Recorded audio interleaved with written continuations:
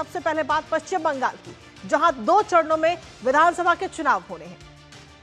पहला 23 अप्रैल को और दूसरा 28 अप्रैल को, जिसके बाद आपको बता दें कि नतीजे आएंगे और 4 मई को। और ऐसे में चुनाव आयोग पूरी तैयारियां कर रहा है निष्पक्ष और पारदर्शिता के साथ चुनाव कराने के लिए। इसके तहत प्रदेश में कई बड़े कदम भी चुनाव आयोग इस समय उठा रहा है। कई अधिकारियों के तबादले किए गए और अब एक और बड़ा कदम चुनाव आयोग ने उठाया है। चुनाव आयोग ने जिला निर्वाचन अधिकारियों को सतर्क करते हुए कहा कि चुनावी तैयारियों में किसी भी संविदा कर्मी यानी कि कॉन्ट्रैक्ट कर्मी को काम में नहीं लगाया जा सकता और इसके लिए 30 मार्च तक का समय भी दिया गया।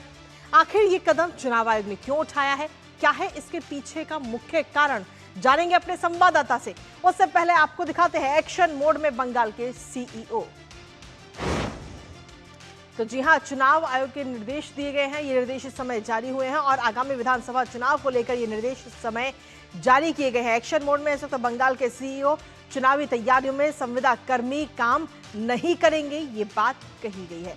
इसके साथ ही जिला निर्वाचन अधिकारियों को सीधे तौर पर सतर्क किया गया है इसको लेकर के संविदा कर्मी जो है वो ने नहीं लगाना है चुनाव की तैयारी में। और संविदा कर्मियों की ड्यूटी लगाने की दरअसल शिकायतें मिली थी, जिसके बाद में ये बड़ा कदम उठाया गया और शिकायत मिलने के बाद ये कदम उठाया गया है चुनाव आयोग की तरफ से।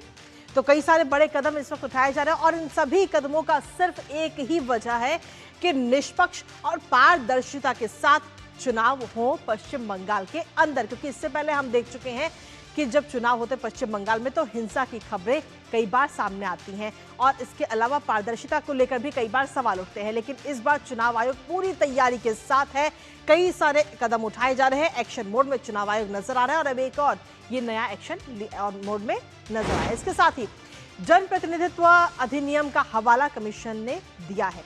दरअसल कमीशन ने जनप्रतिनिधित्व अधिनियम का जिक्र किया। इस जो फैसला लिया गया उसके पीछे धारा 26 के अनुसार चुनावी तैयारियों में संविदा कर्मी जो है वो प्रतिबंधित है। आंगनबाड़ी कार्यकर्ता भी काम नहीं कर सकते हैं चुनाव के दौरान। और इसके साथ ही ये भी कहा गया कि सीईसी ने जिला निर्वाचन अधिकारियों से लिखित जवाब मांगा है इसको लेकर। और साथ ही सभी डीईओ को 30 मार्च तक का समय दे दिया गया है, यानी कि आप 30 मार्च तक आप फैसला ले सकते हैं।